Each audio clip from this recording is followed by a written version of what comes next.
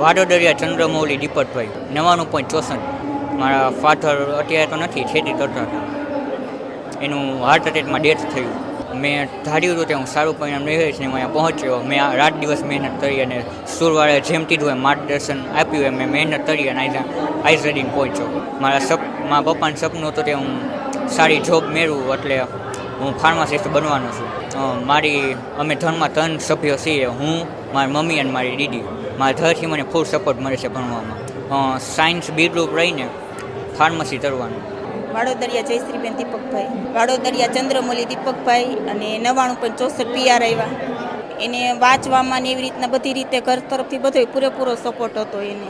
અત્યારે એનું પપ્પાનું 1 વર્ષ પહેલાં ડેથ થયો, હાર્ટ એટેક આવી ગયો હતો અને અત્યારે એને આપણી રીતે કંઈ કે આવી રીતના ભાઈ તૈયારી કરો, મમ્મી પપ્પા બે હું જ છું એમ, તમારી રીતે તમે થાવ એમ. ત્યાર એની રીતે જ અત્યારે એને મહેનત કરી છે 5 થી 6 કલાક એની રીતે જ એમ. ક્યારે કેવું નથી પડ્યું કે તમે આમ વાંચો આમ કરો એમ.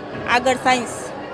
સાંજ સમાચાર ફેસબુક પેજને લાઇક કરો, વિડીયો શેર કરો અને વધુ વિગતવાર સમાચાર માટે sanssamachar.net વિઝિટ કરો.